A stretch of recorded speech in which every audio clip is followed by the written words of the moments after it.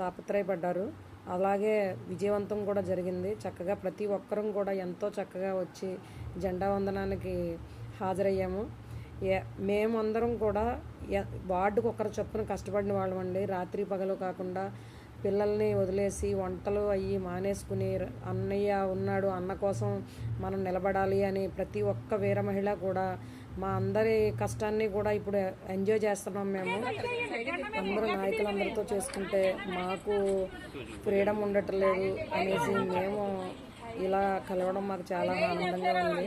కమలేశ్వరి గారి చేతుల మీదుగా ఆవిష్కరణ జరిగింది.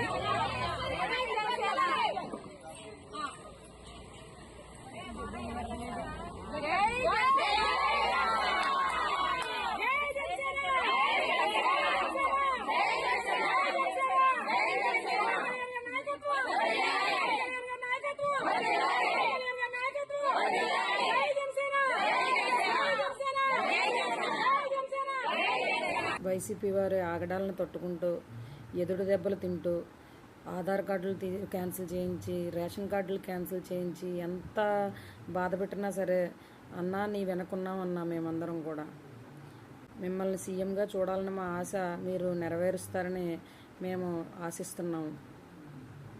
వీళ్ళందరిది ఒక్కొక్కరిది ఒక్కొక్క కథ. ఎవరికి మనీ లేదు, పని లేదు. నా పేరు మట్టపర్తి మోహన్ కుమారి, 44 వార్డ్. మేము కాకినాడ మొత్తానికి రూరల్ అర్బన్ కలిపి 58 మంది ఉన్నామండి లేడీస్ మొత్తం అందరం కలిపి.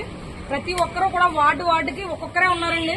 ఇంతమంది వీర మహిళలు ఉన్నారని పైన తెలుసో తెలియదు మాకు తెలియదు. మేము తెలియజెప్పడం కోసమని ఓన్లీ వీర మహిళలు మాత్రమే జనసేన జెండా ఎగరేయాలని మా కడలేశ్వరి గారు మమ్మల్ని అందరినీ గ్యాదర్ చేసి ఈ ప్రోగ్రామ్ సక్సెస్ఫుల్ చేశారండి. జై జనసేన అండి. జై జనసేన.